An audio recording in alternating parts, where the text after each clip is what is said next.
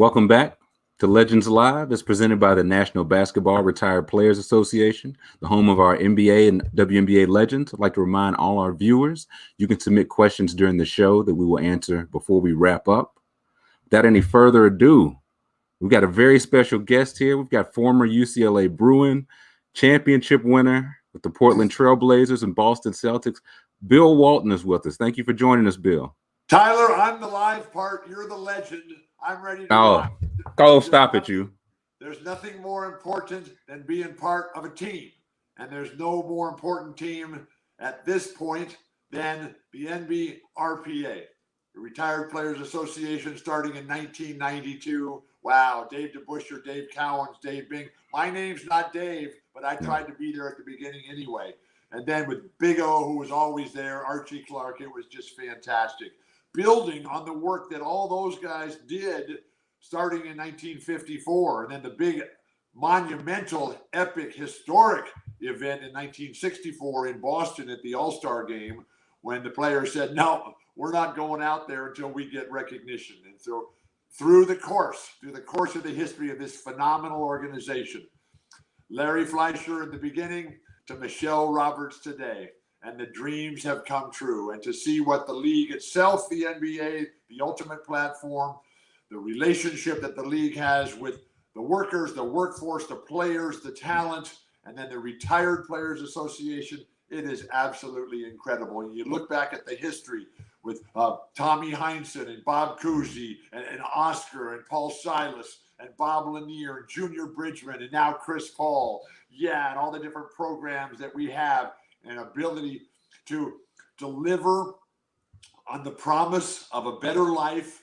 through commitment to the team, through sacrifice, through honor, and all the different things that are going on, and the programs that the NBRPA provides, the scholarship programs, the grant programs, the refurbishing of athletic facilities that we all grew up in is just absolutely spectacular. And then every year we get the ever more popular Legends Brunch at All-Star Weekend, and the ability to take that from a restaurant with just a handful of guys to this past year in Chicago, which barely squeaked in under the pandemic lockdown, that to have more than 3,000 tickets issued for that Legends Brunch in Chicago, just absolutely spectacular. I'm the luckiest guy in the world because I'm a union guy.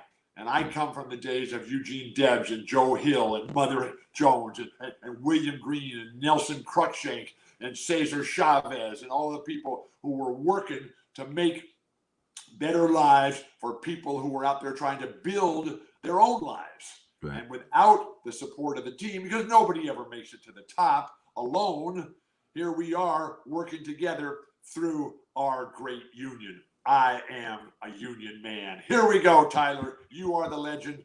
I'm just happy to be alive.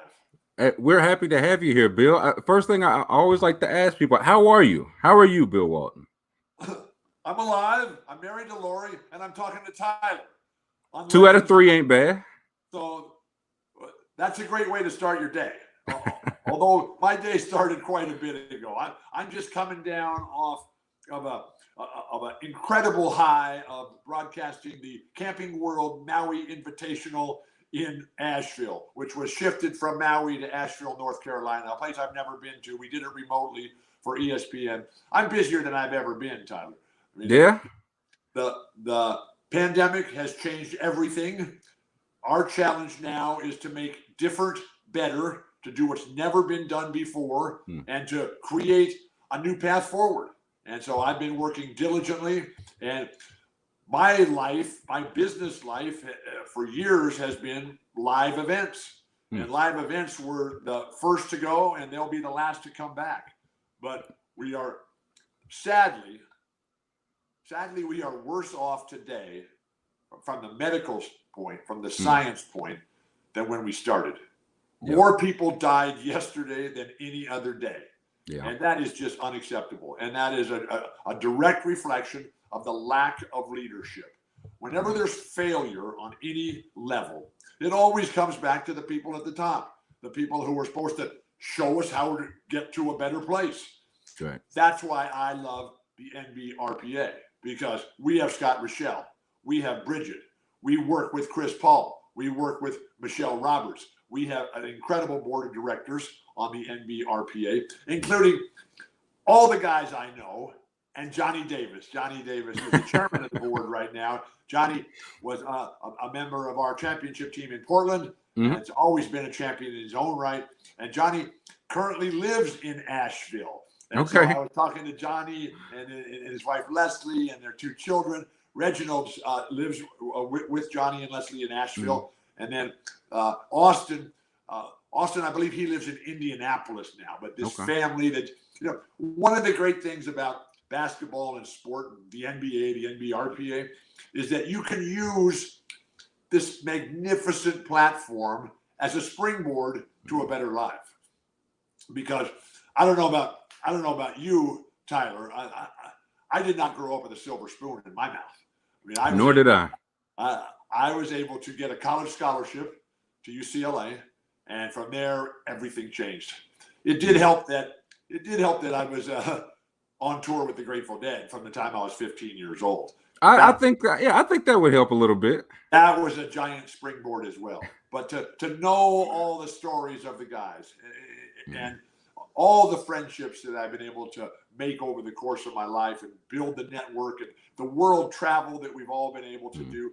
And I'm so happy and so proud of the current NBA, because what's going on now is the dream come true. And the literally indescribable amounts of money that are flowing to the players, which is fantastic. And you see day after day these mega contracts, being handed out, which makes me really, really proud and really happy, because the dream has come true. Equally as important, Tyler, is the fact that the NBA, Adam Silver, Mark Tatum, Michelle Roberts, Chris Paul, the television partners, ESPN, where I work, Jimmy Pitaro, Bob Iger at the very top of Disney, and then over on the Turner and Time Warner side, those folks, they understand the responsibility of the privileges that we have. And the privileges that we have, they connote responsibility, duty, and obligation.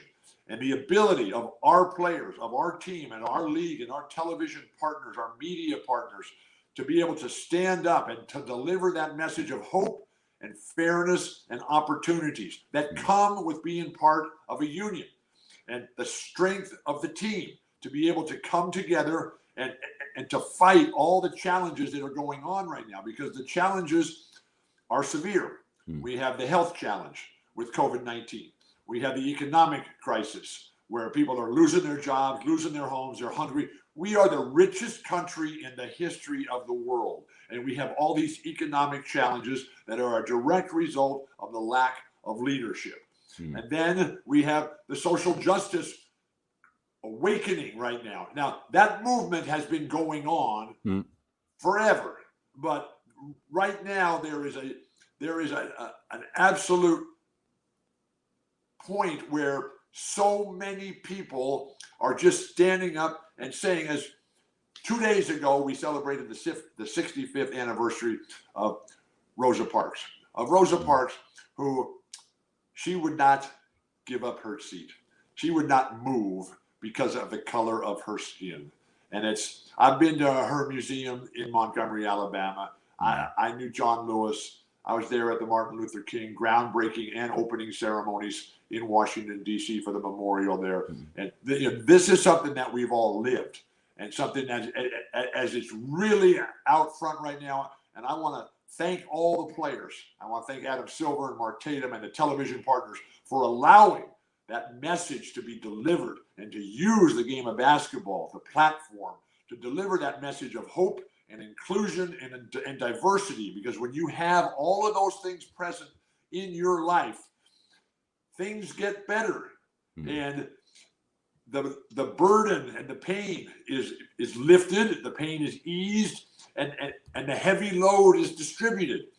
Life is never easy, but when we share the load and when we work together, we can find the bright side of the road. And we can see what love can do, and we're waiting for this miracle, and it's on its way. And the miracle that I am here today as the live part with the legend himself, Tyler, I'm the luckiest dude in the world, man.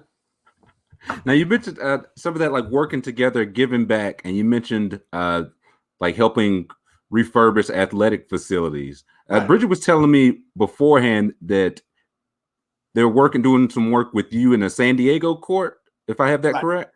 So San Diego is my hometown. Mm-hmm. And as I was here until I was 17, when I moved to Los Angeles to go to college at UCLA. And then I joined the NBA when I was 21 up in Portland. Been with the NBA ever since. And so we've had stops in my life of Los Angeles, Portland, back to San Diego, up to Los Angeles, Palo Alto, where I went to graduate school at Stanford, Boston, where I played with the Celtics. Wherever we've gone in our lives, we've always tried to be involved members of the community. And we always try to upgrade the local public parks, because I'm a public guy and I go to the parks. And growing up in San Diego, we lived outside, man. It was go to the park, go to the rec center, go to the beach, go to wherever you wanted, because and repeat. Today, right here in San Diego, it's 7 degrees, and it's spectacularly beautiful. But I'm not riding my bike today, and I'm not talking about Apple and the Camping World Maui Invitational. I'm talking about the Legends Live program. And so one of the things that we're doing with the Legends Live program is that we are going back to the basketball courts where I first started to play back when I was 8 years old. Because I went to elementary school, maybe 5, 6, 7 miles from where I sit right now, and just over this way.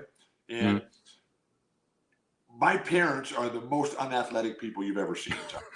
I never shot a basket with my parents. I mean, Okay. I never played sports. We never watched sports. We didn't have a TV growing up. I never played catch with my dad. Greatest parents ever. Don't get me wrong. I mean, my parents. But not athletes, though. I've had every advantage in the world. But my parents, my mom, who's 93 and still lives in the same house we all grew up in, my mom asks me every night as I call her before I go to bed, she said, "Billy, did you ever get a job?" And so I found sports through my older brother, Bruce. I was tagging along after him one day, and we ended up at the park with the volunteer coach at our elementary school. Now, he was the local fireman, and he had 3 children of his own. We all went to the same school, and his fire station was over here. Our school was in the middle, and then just down here was my mom's library. My mom was the town's librarian. And so there was a need in the school, in the community. What are the children going to do after school's out? And so this fireman, his name was Rocky. It's a good fireman name. He was only called Rocky. He was never called coach. He was never called sir. He was never just called Rocky. Just Rocky by everybody. And he became the volunteer coach at our school in 1956. He volunteered there every day, every sport, every class, every grade, every level, all year long for 59 years as the volunteer coach. And so when he died a few years ago, without ever taking a penny, he was the richest guy I've ever known. And so here was a guy who gave his life so that other people's dreams could come true, which is really the story of Eugene Debs, Cesar Chavez, Joe Hill, Mother Jones, all these people, Larry Fleischer. It was never about the money with them.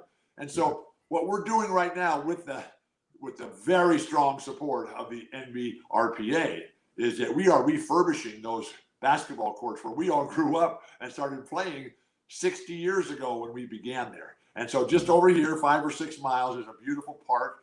And it's called Colina del Sol, and it's got some rolling hills, and it's got some fields, and it's got a rec center. And so we're redoing the outdoor courts, and we're putting a plaque, a monument basically, to our coach Rocky. And it's just fantastic. And it's one of those things that we try to do because in my life, Tyler, basketball in the early days, basketball gave me hope. It gave me a sense of opportunity. More importantly, it gave me a mission. It gave me a purpose. And then over the course of my life, now 60 years in the game, being a part of it, I haven't been able to play in, gosh, I'm going to say I haven't been able to play in 34 years.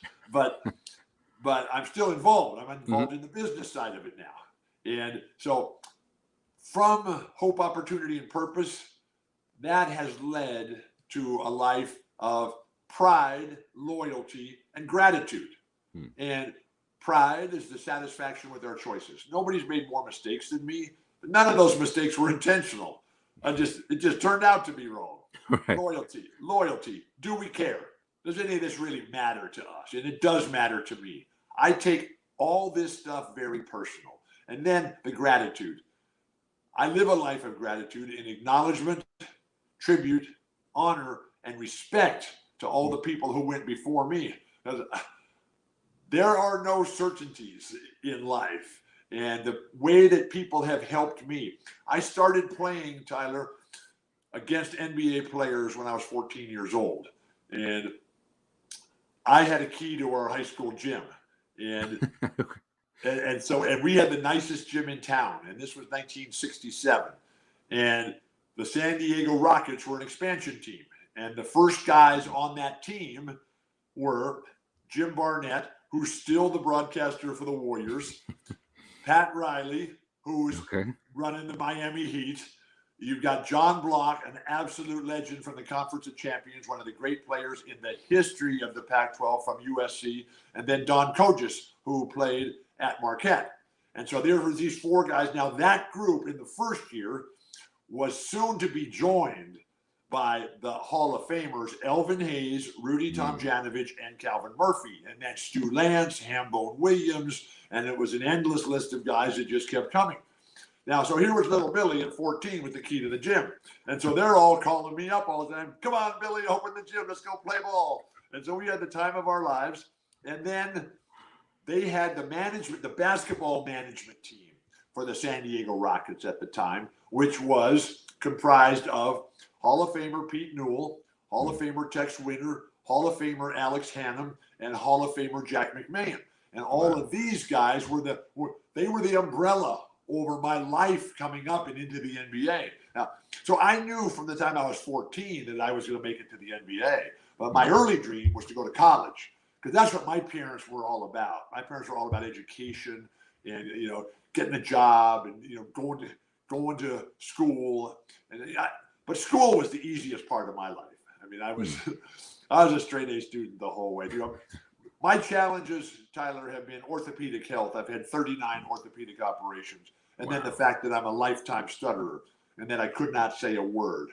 And I know that with the song, and so many of us in the world of basketball are stutterers, and that we use the game to shield us from our limitations. But now that I've learned how to speak a little bit, it has become everyone else's worst nightmare. But when we think about the song, See What Love Can Do, and think of Bob Butterbean Love for the Chicago Bulls, Chicago, where the current offices of the NBRPA are. And Bob Love and I, we couldn't speak. Moses was in the same way. Michael Ray Richardson. I mean, there's an endless list of guys, who could not speak at all. And I've been working at it, and I'm trying to get there. And maybe one day I'll be able to tell my mom, yeah, Mom, I finally did get that job. One day. One day, yes. Now, I read an article recently. It was the 35-year anniversary of you taking some of your Celtics teammates to a Grateful Dead concert during the season, if I'm not mistaken. Oh, absolutely. See, I've been going to the Grateful Dead for 53 years. That was that also happened in 1960. Around the time you started playing with professional basketball players in high school. Okay, yeah. And so, the Grateful Dead were coming along, and I heard them on the radio, and I said, we got to go to this. We got to check this out. And so we went. And that was when we were 15 years old in 1967.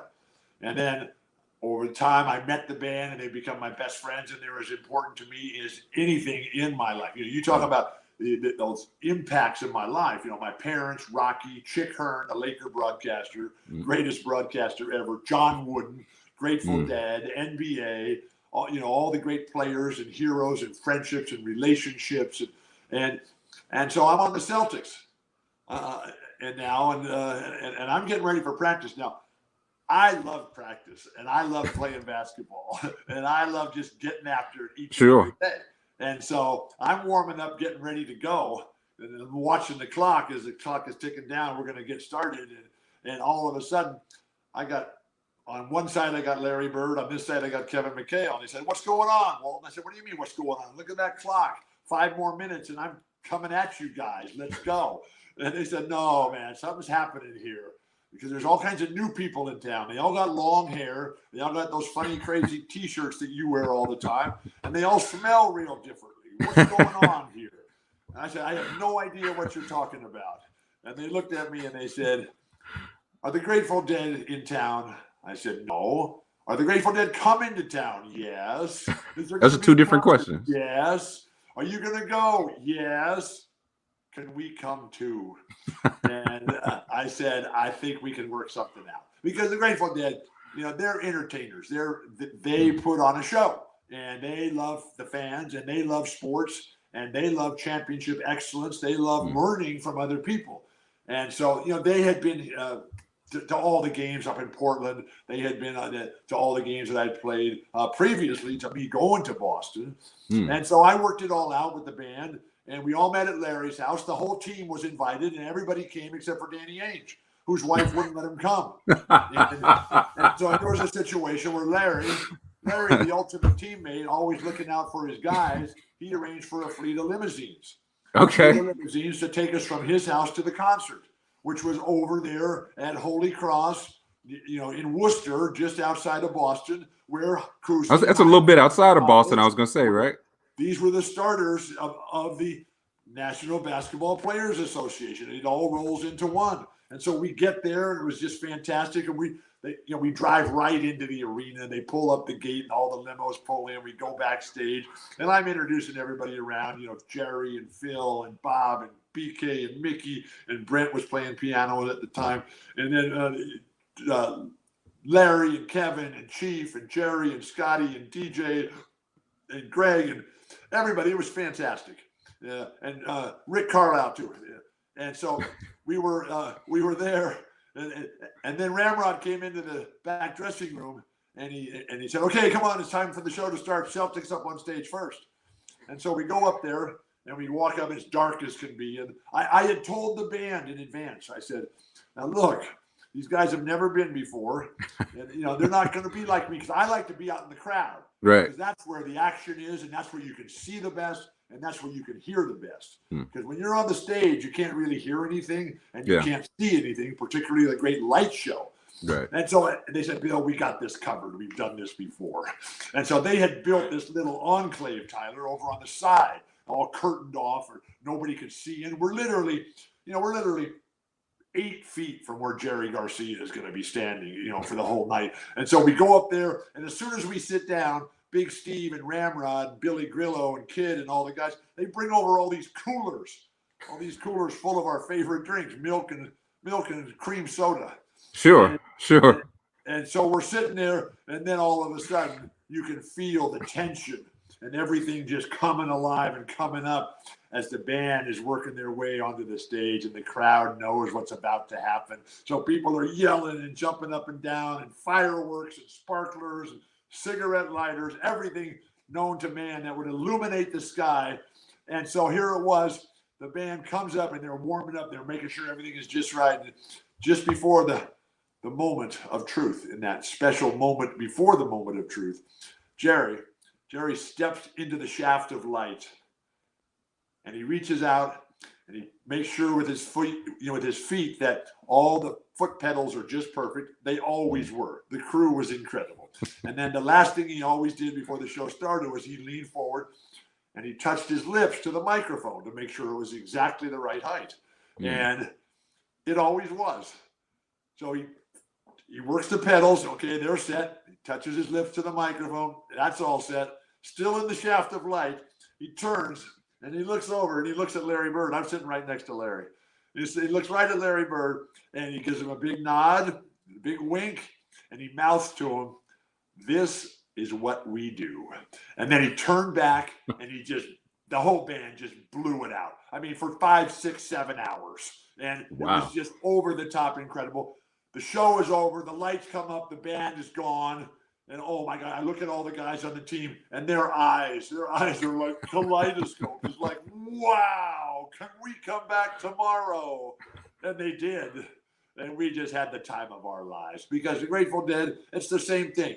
It's about hope, opportunity, and purpose. They all came from nothing. It's about pride, loyalty, and gratitude, doing something with your life, making things better, coming together as a squad, treating the people who are in trouble, in need, who require the help, lift them up, make their lives better, make them feel part of the team. That's what unions are all about, and that's why I'm here today on Legends Live. I'm alive, and you're the legend. You're Tyler, and I'm Bill, and I'm a deadhead, and I'm proud, loyal, and grateful. Now, did you get on the stage that night with the Dead, or you didn't? You were just playing it. I'm on the only time I'm not on the stage is when I'm out in the crowd. Okay. So I go to concerts. That's what Lori and I do. I mean, that's our fun. I mean, I'm a workaholic. I just go full speed all day, every day. And during the pandemic, when things shifted, we shifted from the corporate and professional side of our lives, which is live events and doing things and at corporate speaking circuit, calling games, just being involved with everything.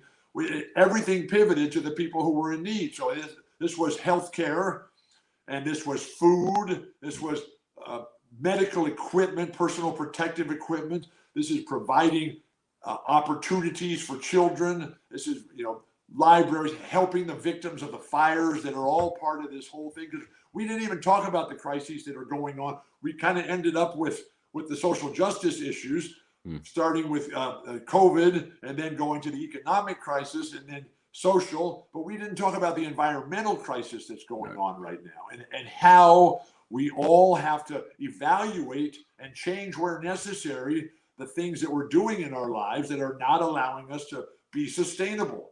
And so everything pivoted for that because we haven't gone anywhere. We haven't left the house since March 12th when the whole thing shut down and the NBA was first. The NBA is always first at everything. The NBA was first back. And so, and that's because people are smart and people are willing. See, what happens, Tyler, in a group dynamic, and this is why I love the union so much, because the union brings people together. I don't like divisiveness. I like diversity, and I like different strains of thought. But at the end of the day, I insist on being part of something that, okay, we're going to come to a consensus here, and we're going to figure out what is the best path forward for the most people possible. And we're going to have levels of empathy and levels of sympathy for the people who don't get it, who don't have it, so that they can have their lives too. And we're not just pushing people aside. Always beware of people who are trying to divide you, trying to exclude you, and trying to keep you from voting. And so when I saw this whole thing with the initiative led by the players and all, LeBron and so many different players. I mean, it's literally across the board. I'm a proud parent. I'm a proud parent of 6 children and 14 grandchildren. Wow. And to see, because in the world of sustainability, it's all about keeping the good things going, eliminating the bad things. Right. So we have to make the transition. We have to make the transition. So what we have tried to do in our lives is to, as we have pivoted from the corporate side and the business side to the philanthropic side of making sure that the people who need, the people who are losing their homes, the people who are have no food to eat, the people who've lost their jobs. I mean, it's tragic. And the people who've lost family members to the COVID crisis, to any kind of crisis. I mean, that's what we're here for. That's what teams are about. And that's what the NBRPA is all about. Scott Rochelle, fantastic. Bridget, tremendous. The staff, the 7 staff members of the NBRPA, all the things that they do on a constant basis, because we have more than 1,000 members of ex-players. And the fact that our organization includes not just the NBA, but the ABA, the Globies, the WNBA, and anybody who's had any sort of participation at any level of professional basketball. Because when we were coming up, there were very, very few jobs. There was 12 guys on just a handful of teams. Right. And there was no business jobs. Today, the business of sports, the business of media, it is just huge. Yep. And you see all the television networks and all the ancillary marketing and business opportunities for everybody coming up. And it is literally as big a sector of the global economy as there is the sports and entertainment aspect. Absolutely. And so we try to provide those opportunities, and the NBRPA is always right there to do whatever they can to help us in our own local communities. And so my hat goes off and my heart just flows open, and my soul is so grateful what we've been able to do for the next generation of children coming up who will be playing at Colina del Sol with the Rocky that they have in their lives. Right. Check back in with Bridget here. I know. What was your question again? No, you answered my question. It was about why, what the project was, restoring that. Yeah, restoring the San Diego court and why it meant so much. And you answered it perfectly. Okay. I have no idea what I just said. And you're doing great, Bill. Okay. We got tons of questions here in the chat. Gonna see what Bridget's got queued up for us to see what our viewers have to ask for Bill. Who was the most talented? Okay, who's Pork Roll Mafia? Pork Roll Mafia. It says, who was the most talented player you ever played against? Is that an alias, Pork Roll Mafia, or can we see an identification, please? I think we might need some social security card or something. Okay. The most talented I ever played. Well, I'm going to change the most talented to say the best. Okay. The best I ever played against, and I'll come back to this, but the best I ever played against by far was Kareem. And not even close. And not just the best center, but the best player. The best player I ever played with was Larry Bird. And the greatest teammate that I ever had was Maurice Lucas. Now, when you speak of teammates, my favorite player ever was Bill Russell, and on and off the court. And I found Bill Russell when I was, I think, 9 years old. And to this day, he's still my favorite player on and off the court. And my other sports hero was Muhammad Ali. I grew up in a very socially active household and community. My dad was just the greatest dad ever. He'd grown up. He's the son of school teachers and public school administrators in the state of California here. And at that time, when he was growing up, they were living in a very small town in the southern end of the San Joaquin Valley, just west of Bakersfield, and that's Grapes of Wrath, John Steinbeck country. And so my dad went from there. He didn't like being there. It was not. It's very nice now, but this was this was 100 years ago. Right. So my dad, he went to Berkeley for college, and my dad loved Berkeley and loved going to the UC system there. Loved education. Was a top student, but he ended up getting drafted and fighting on the ground in World War II. In France and Germany. And he came home, never said a word about it. Never talked about the war, never talked about what he saw or did, but just spent the rest of his life convincing people to get along. And so he was a social worker by day, an adult educator by night, and a music teacher on the weekend. And so when my dad, here was this guy that had created this culture in our own individual family, a culture of teamwork, a culture of respect, a culture of encouragement and nurturing and enthusiastically supporting other people's dreams. And so my favorite teammate, the greatest teammate I ever had, was Maurice Lucas. The nicest thing anybody ever said about me as a basketball player was that I helped make my teammates play better ball. Nobody made me a better player than Maurice Lucas. But the most talented, and how are you going to measure talent? So I never played against Wilt. Okay. But Kareem set a standard of excellence. Kareem, absolutely, he made college basketball what it is today. He carried the NBA for 20 years, and he's got all the records to prove it. Although Wilt still has a ton of records. Yeah. So all these guys, Tyler. So I met Wilt when I was 16. I was in high school. He was playing for the Lakers, and the Lakers came to San Diego, and Wilt could not have been nicer. I never had an experience with Wilt when he wasn't just so encouraging and so supportive and so friendly and so warm. Elvin Hayes, who was the star of the local team here in San Diego. Elvin Hayes, he would just call me up just to talk about basketball and life and to encourage me all the time. And then I met Bill Russell when I was just in college.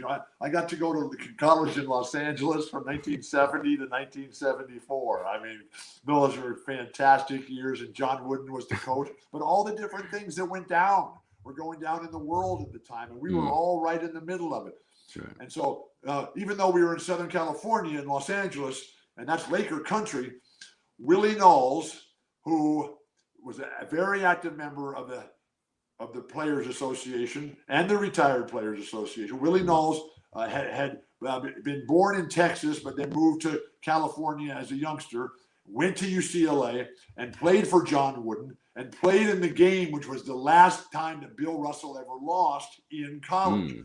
And then Willie Knowles went on to play in the NBA for a whole bunch of years, including with the Celtics, with the Knicks and a number of other teams. But he was a champion with the Celtics. Everybody on the Celtics was a champion in those days. And so Willie, from the very beginning, he understood his responsibility. And so he started the Soulville Foundation. And the Soulville Foundation was a platform to provide opportunities for underserved children who didn't have what so many of us just took for granted. Good schools, good homes, good opportunities, great families, all that stuff. And so Willie, he was very much into that. And he later went on to a life of service as a minister. And now Willie just recently passed away. And so it was a huge loss for it all. But Willie, through his Soulville Foundation, he was always bringing his Celtic teammates to California for programs. And so Bill Russell, Sam Jones, Casey Jones, John Havlicek, you name Paul Silas, you name the guys. And I was meeting them when I was just a young college student. And then the Lakers were right there. And the Lakers were, UCLA and the Forum, the old fabulous Forum where the Lakers played before the Staples Center downtown. That's in Inglewood. And I mean, that's maybe a 20, 30-minute bike ride between UCLA and the fabulous Forum if you got a good route. And you're willing to jam.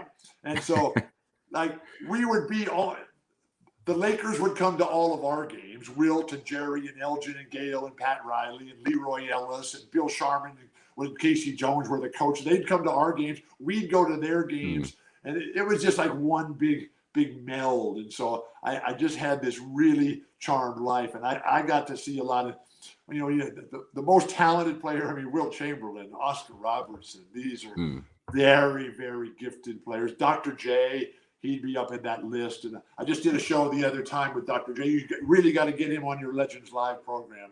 We definitely got to get Dr. J on here. Dr. J, we did a show recently, and it was phenomenal. And, his story is just spectacular. And he really changed the direction of history in the world. The way that he just transcended, and he had a tough childhood. It was, he's out there on Long Island, and grew up in Unit 3D of the housing projects right across from Campbell Park in Hempstead. There, then he moved over to Roosevelt before going up to UMass, and then realizing that hey, I can go make some money and help my mom move up in life. Right. And so, what Dr. J did in terms of the class and the dignity. Dr. J, there's a lot of great players, a lot of great people, but Dr. J is the single most admired, loved, respected, adored basketball player.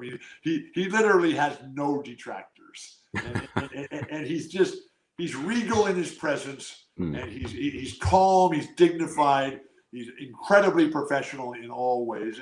And he changed the course of history, because when we were coming up, it was all about the big guy. It was all about dominating in the paint with the big man. Now, in the early days, the MVP is the single highest honor that you can receive as a basketball player.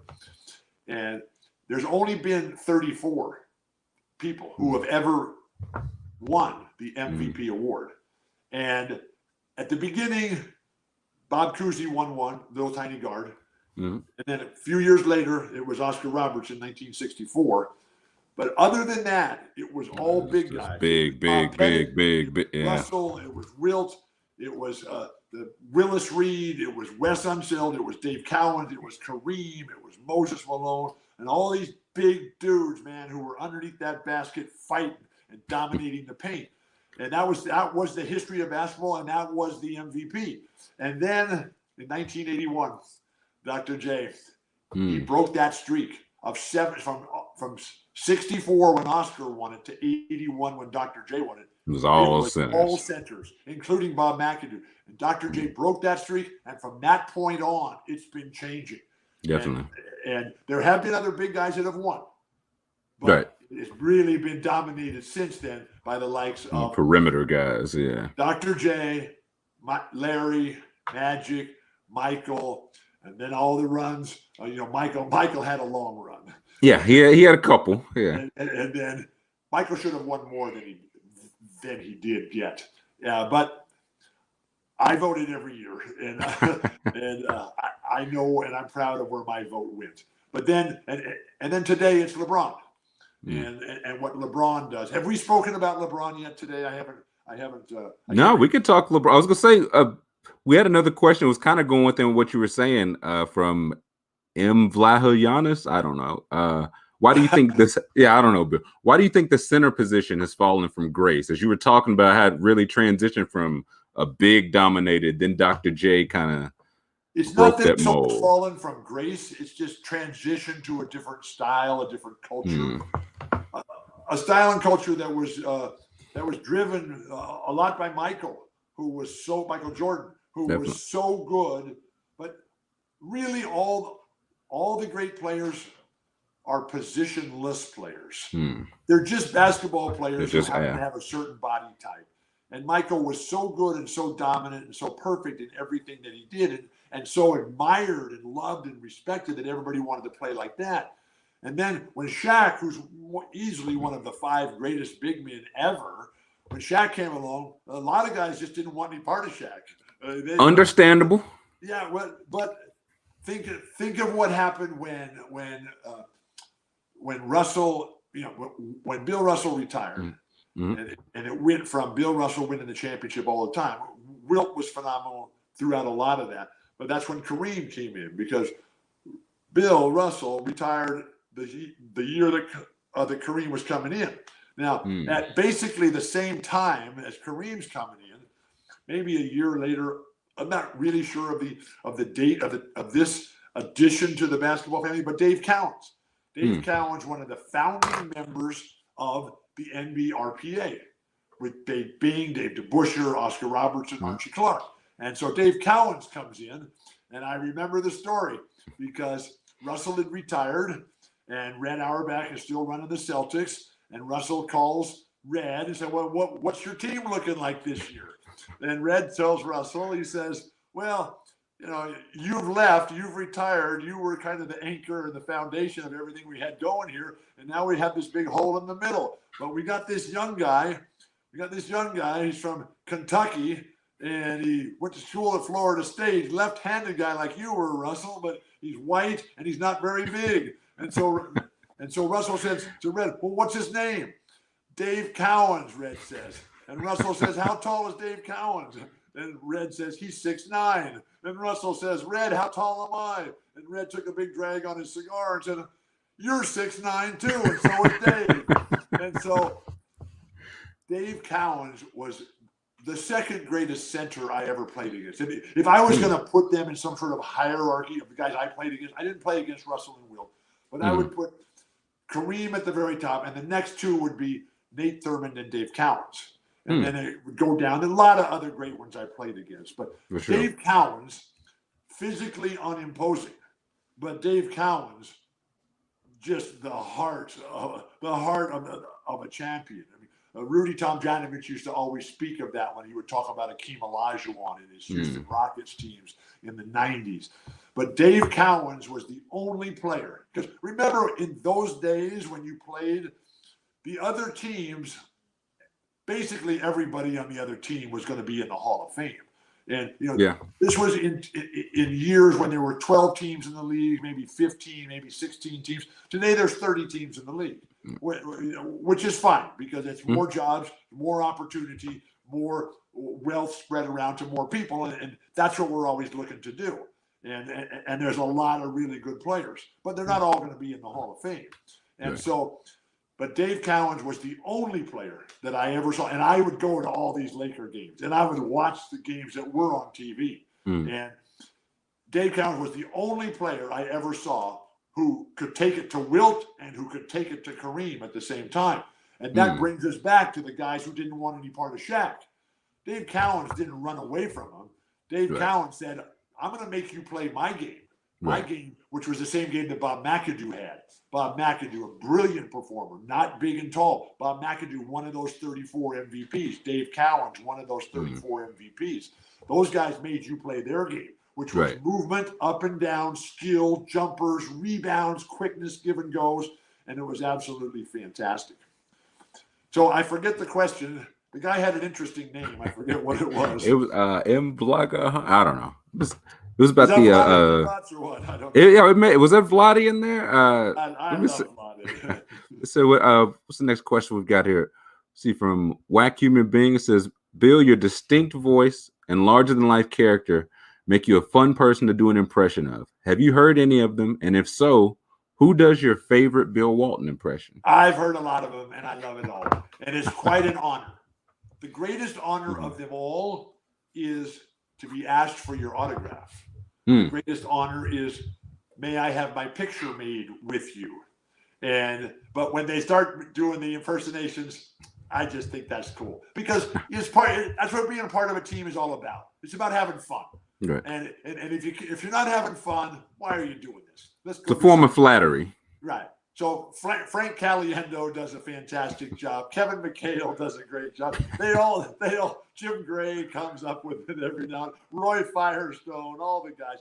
So we just have a good time. But I'm just me. I'm not trying to. I was gonna say, whose impersonation do you do? Like, who's the one you have? Do you do a good Kevin McHale back to him, or? No, I can't. I have such a hard time speaking. You have no idea how much my life has changed since I've learned how to speak a little bit. English is my fifth language after stammering, stuttering, stumbling, and spitting. And then here I am. So I'm just going to try to stick with who I am. Right. When I get to the point when I feel a little bit more confident with what I have in terms of the control of my voice and my mouth, and try to sync up the brain with the voice. Because when I look at some of these broadcasters that I work with, and I work with the best. I mean, Bob Costas, Dick Enberg, Mike Tirico.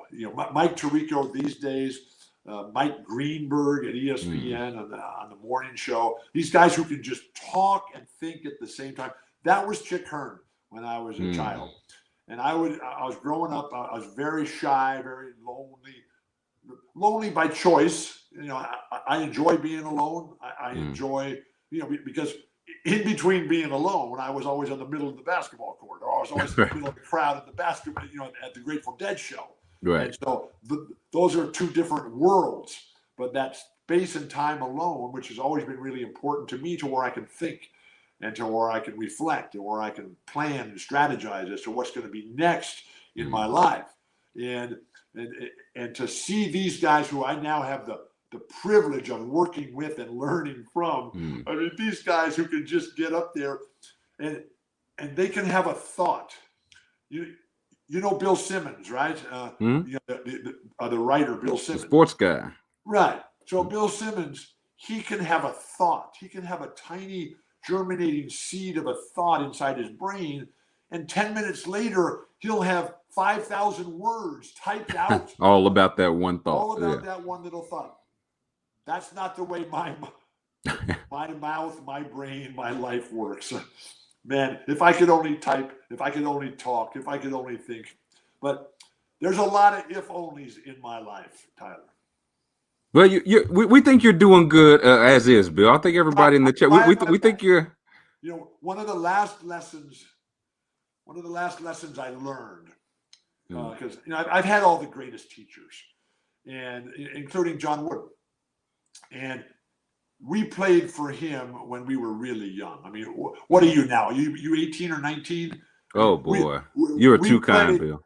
We played for John Wooden when we were teenagers, yeah. And he was at the top of the world, and he was so dialed in to everything, and we didn't understand what we had with him.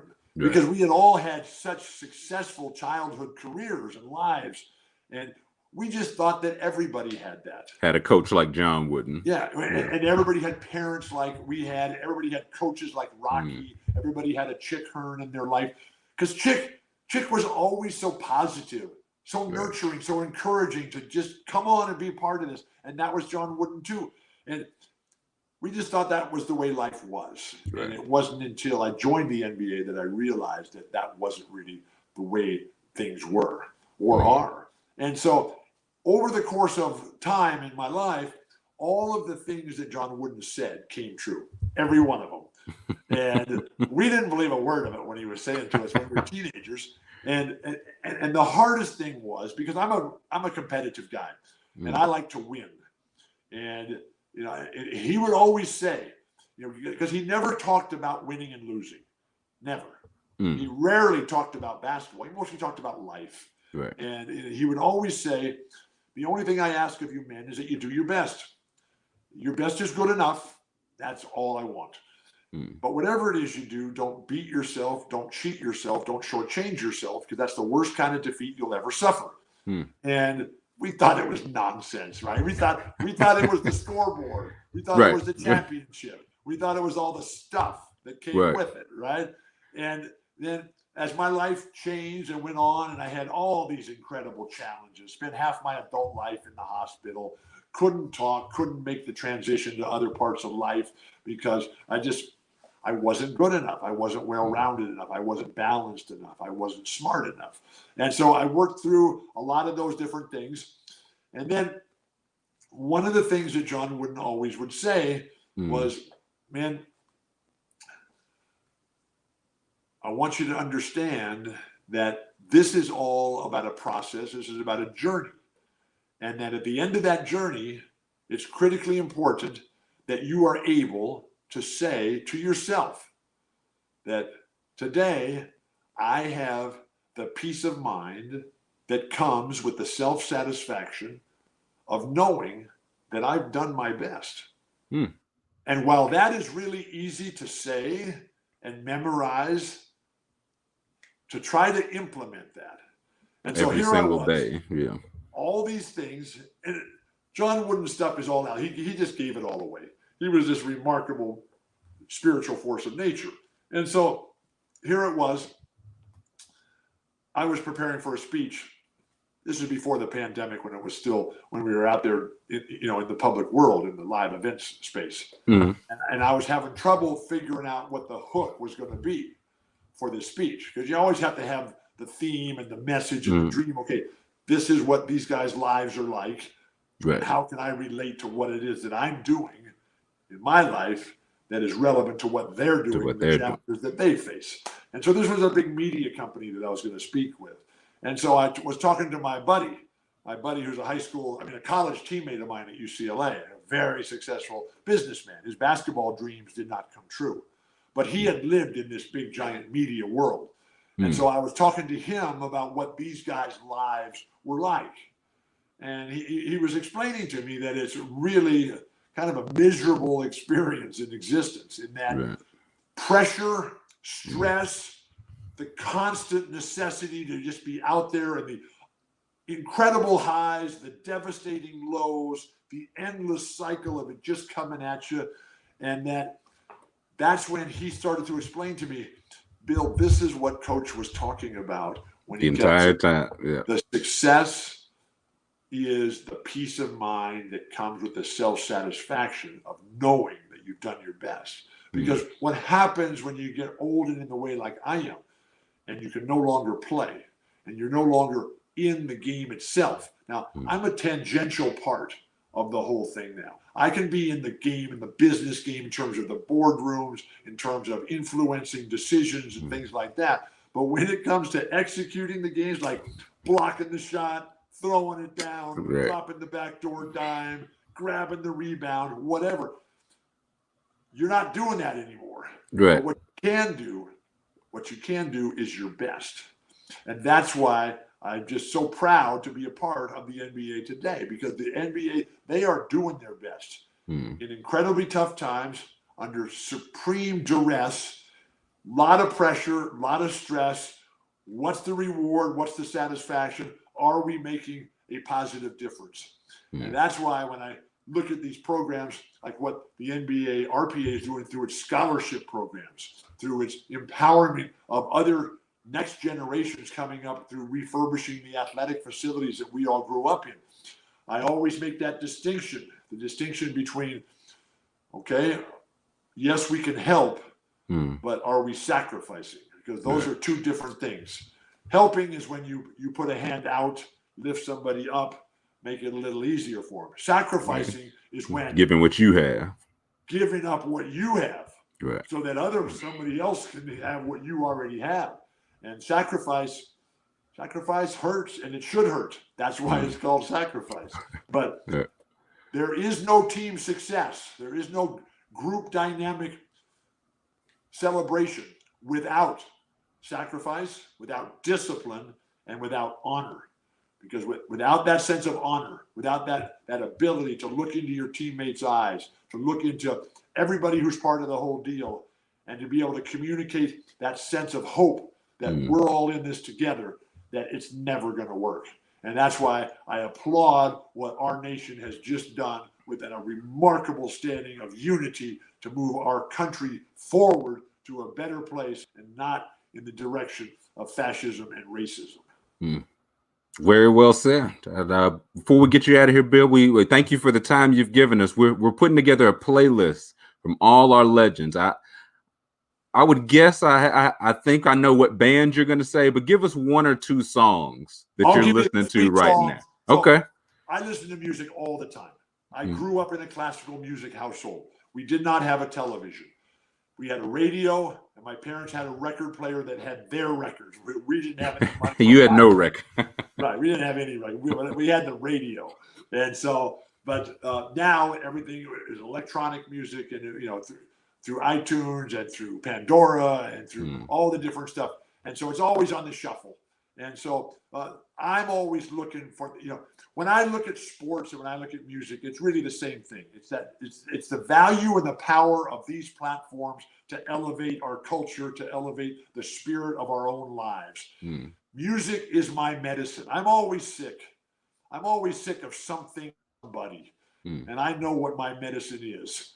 Music, participation in sports, whatever I can do, and then being with the guys, being on the team, having the fun, the teasing, the joking, the laughing, the collective sense of effort and purpose. And so I'm looking for that hope. And so I'm going to give you 3 songs right now. Okay. Put on the playlist. And, give me 3. Jerry Garcia sings them all. Okay. The first one is The Bright Side of the Road. Okay. From the dark end of the street to the bright side of the road. The second song by Jerry, See What Love Can Do. And the third song is Waiting for a Miracle. And all those things, you put them all together, you just keep playing them all the time. And it was incredible because I just got off this remarkable high from doing the Camping World Maui Invitational in Asheville for ESPN. And, it was all virtual. It's a whole new world out there. Things are changing constantly, and all kinds of different pressures. And you got 6 games in 3 days with teams, guys you've never seen play basketball before. Right? You got to call the game and tell all the stories. And we're out there on the edge. Right. And it's just really intense and fierce and tenacious, all the things that I love. And the week started with this guy looked like you. Because we do all the calls all the research now on Zoom. Everything is virtual. And so the parade of coaches that keep coming through the Zoom calls, right? And so we get the call going with Shaka Smart down in Austin, Texas for UT. And this other dude who I have no idea shows up on the screen. How did you get here and who are you? And it turned out his name was Matt Coleman, and I had no idea who he was or whatever. And then it turned out that he was a player for the team. And then, I thought he had just crashed the Zoom call. Yeah, he thought he was just there. I thought he was just there. I was looking for Shaka, and I didn't even recognize Shaka because he grew his hair out during the pandemic. And then the tournament goes on, and Texas is the best team. And they're playing against North Carolina in North Carolina, and everything's going against Texas in the championship game. And then with 1 second to go, this guy who crashed the Zoom call, he makes the game-winning shot to win the championship. Wow. And he knew all along. It was, and he acted like that was supposed to happen. It was the coolest thing ever. And then the show is over, the game is over. I reach over because I always have the music right there on my right-hand side, and I turn over and I hit the play button, and the first song that came up was "Bright Side of the Road," and the shuffle knows. That's what I love about our lives, and that's what I love about being with a legend like you, Tyler, and that's why I'm proud to be here and honored to be a member of a team, something that's bigger and more important than me in my own life, and that's the NBRPA. Wow, I'm the luckiest guy in the world. I'm alive. Bill, that I can't say it any better myself. We will close it out with that. Thank you so much for giving us some time and joining us today, Bill. I need a miracle.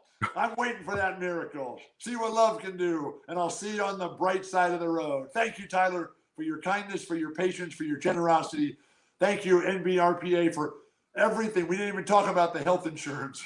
We didn't. We did talk about the